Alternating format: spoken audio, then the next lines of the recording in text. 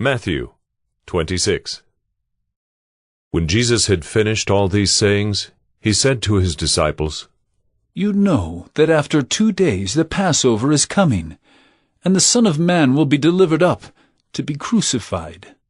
Then the chief priests and the elders of the people gathered in the palace of the high priest, whose name was Caiaphas, and plotted together in order to arrest Jesus by stealth and kill him.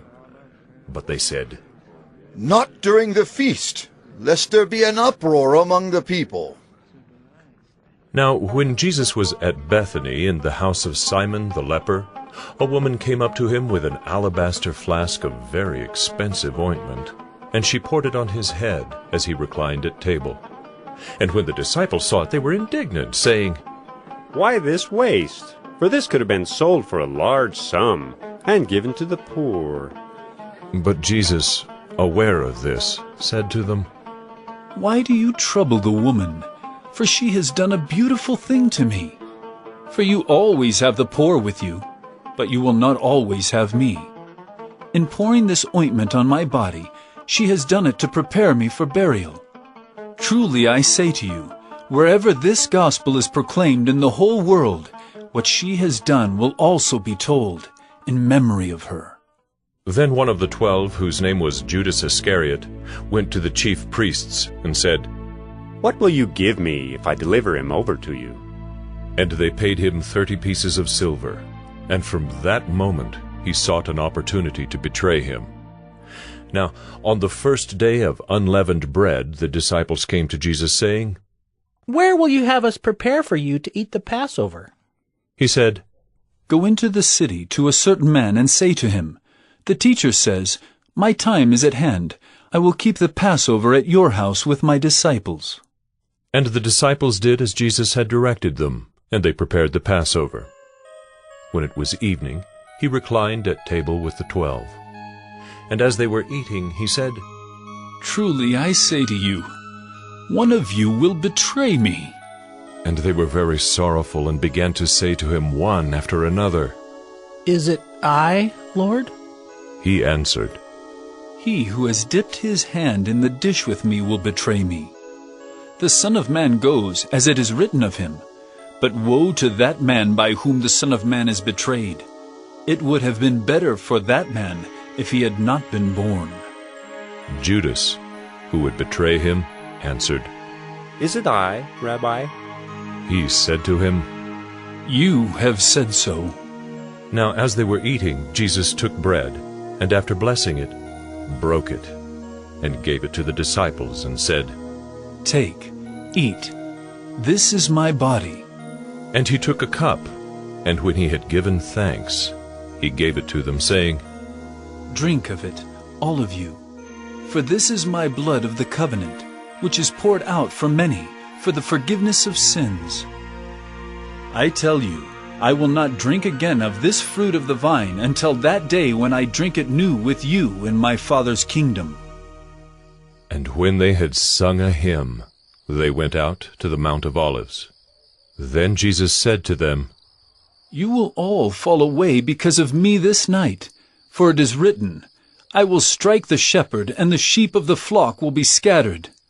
But after I am raised up, I will go before you to Galilee." Peter answered him, "Though they all fall away because of you, I will never fall away." Jesus said to him, "Truly I tell you, this very night before the rooster crows, you will deny me 3 times. Peter said to him, "Even if I must die with you, I will not deny you." And all the disciples said the same. Then Jesus went with them to a place called Gethsemane, and he said to his disciples, "Sit here while I go over there and pray." And taking with him Peter and the 2 sons of Zebedee, he began to be sorrowful and troubled. Then he said to them, "My soul is very sorrowful, even to death. Remain here and watch with me." And going a little farther, he fell on his face and prayed, saying, "My Father, if it be possible, let this cup pass from me. Nevertheless, not as I will, but as you will." And he came to the disciples and found them sleeping. And he said to Peter, So could you not watch with me 1 hour? Watch and pray that you may not enter into temptation. The spirit indeed is willing, but the flesh is weak. Again, for the second time, he went away and prayed, My Father, if this cannot pass unless I drink it, your will be done. And again he came and found them sleeping, for their eyes were heavy. So, leaving them again, he went away and prayed for the third time, saying the same words again. Then he came to the disciples and said to them, Sleep and take your rest later on. See, the hour is at hand, and the Son of Man is betrayed into the hands of sinners. Rise, let us be going. See, my betrayer is at hand.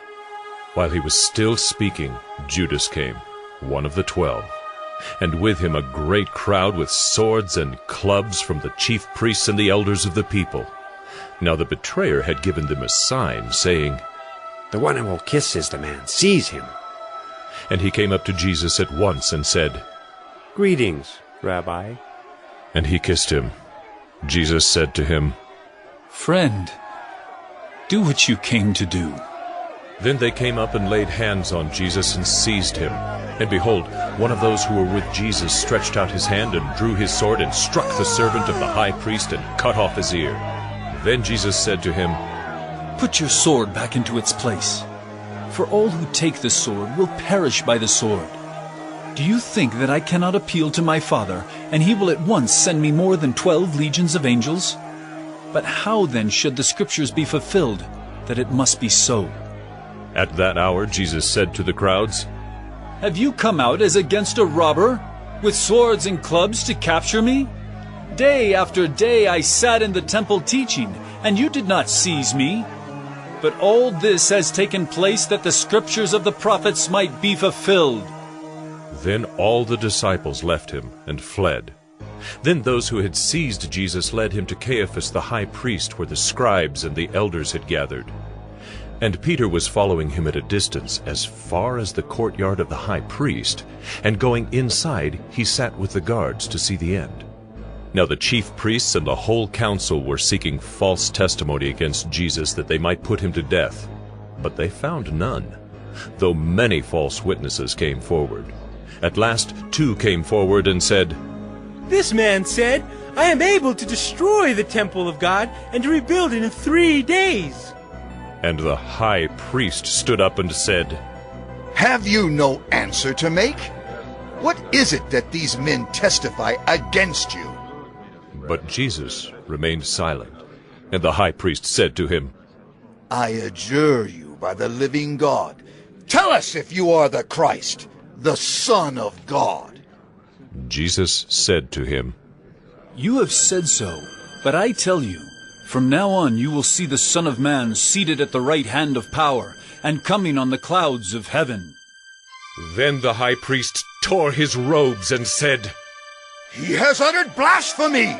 What further witnesses do we need? You have now heard his blasphemy. What is your judgment? They answered, He deserves death! Then they spit in his face and struck him, and some slapped him, saying, Prophesy to us, you Christ. Who is it that struck you? Now Peter was sitting outside in the courtyard, and a servant girl came up to him and said, You also were with Jesus the Galilean. But he denied it before them all, saying, I do not know what you mean.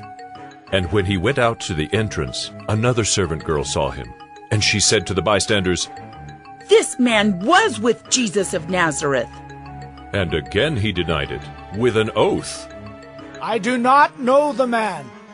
After a little while, the bystanders came up and said to Peter, Certainly you too are one of them, for your accent betrays you.